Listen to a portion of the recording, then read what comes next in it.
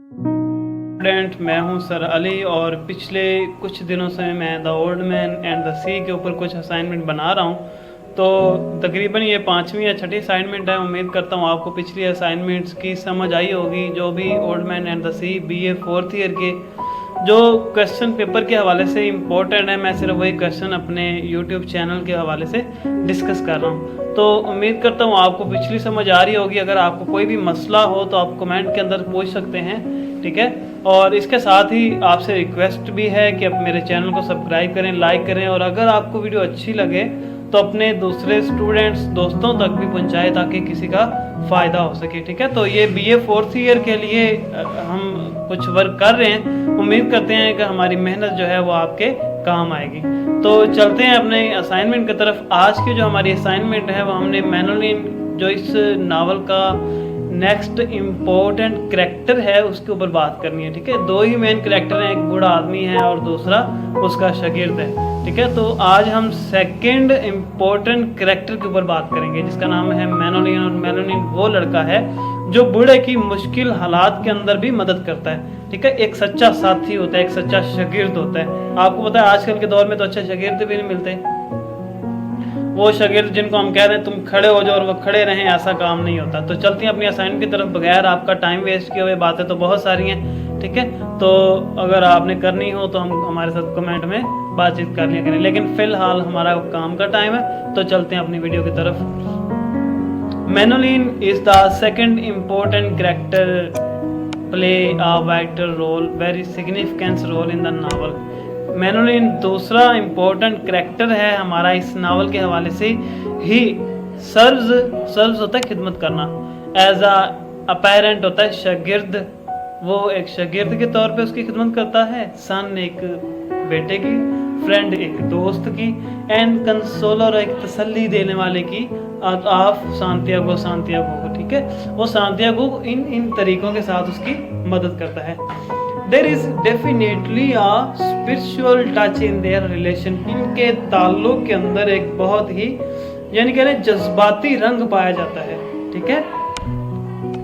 Their emotional attachment can be called like the one as between cherished and one of his discipline. हम यूँ समझ लेते हैं कि किसी ईसाईयत मज़हब के मानने वाला और उसके जो हैं नबी हैं उनके दरमियान जो पाई जाती है ना, मोहब्बत पाई जाती है, हम इन दोनों की मोहब्बत को उसके साथ कंपेयर कर सकते हैं, ठीक है।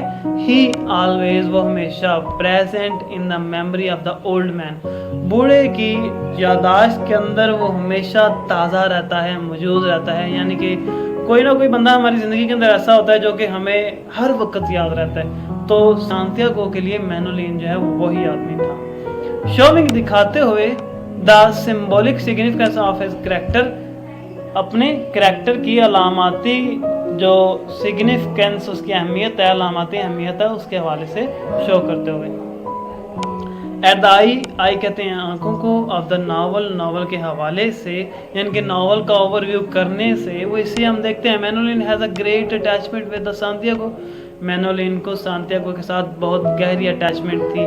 ही ऑलवेज, वो हमेशा, वांट्स, चाहता था, टू बी विद हिम, कि वो हमेशा इसके साथ ही रहे।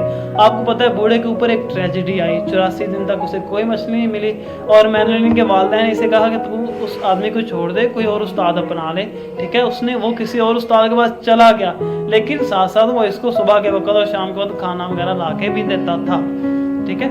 When Santiago fails to hook any fish for 40 days, जब बूढ़ा आदमी 40 दिन तक मछली न पकड़ी उसने, उसके हाथ में कोई मछली नहीं आई, ठीक है। Manolin father send him to another boat, Manolin का जो बाप है उसने उसे कहा तुम दूसरी बोर्ड कश्ती पे चले जाओ, ठीक है। In fact he is not ready to do, लेकिन वो मैनोलिन ऐसा करने के लिए तैयार नहीं था। ही सेज, वो कहता है, इट वॉज पापा मेड मी लीव, ये मेरा बाप है जिसे तुम छोड़ने के लिए कह रहे हो। तो नेक्स्ट वाला जो पैराग्राफ है, he helps Santiago in carrying the lines, वो उसे लाइन्स कहते हैं, वो जो रस्सी जिसके साथ हम मछली पकड़ते हैं, ठीक है। गैफ, हारपून एंड सेल्स, और ये गैफ, हारपून वगैरह कश्ती के औजार हैं मछली पकड़ने के लिए, वो सारा सामान पैक करता है इसका, ही एनकरेज, इसे हिम्मत देता, तसल्ली देता, him to go on the sea, कि वो समुद्र में वापस जाए, ठीक है।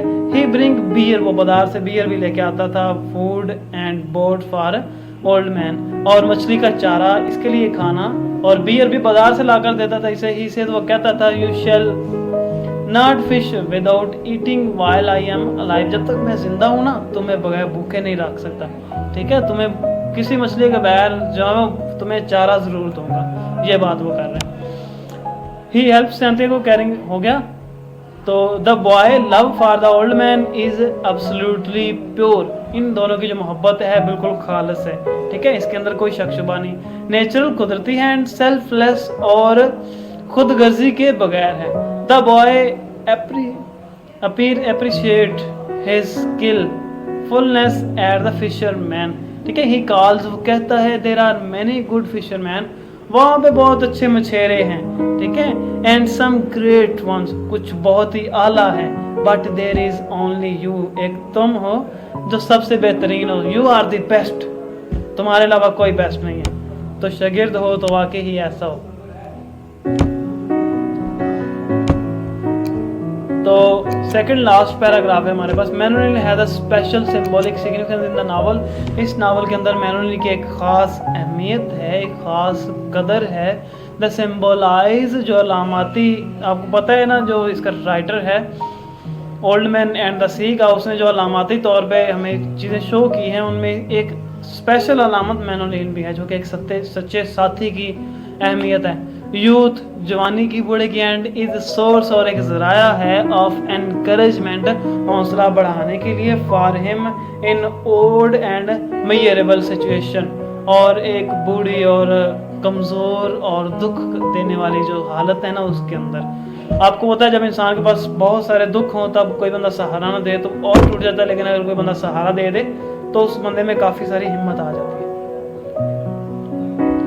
That's why the old man always misses and remember him in difficult situation, saying, इसी वजह से बूढ़ा अपने मुश्किल हालात के अंदर अपने स्टूडेंट को स्पेशली तौर पे बहुत ज़्यादा मिस करता था। जिस तरह वो कहता है I wish the boy were here, मैं ये ख्वाहिश करता हूँ काश लड़का यहाँ हो।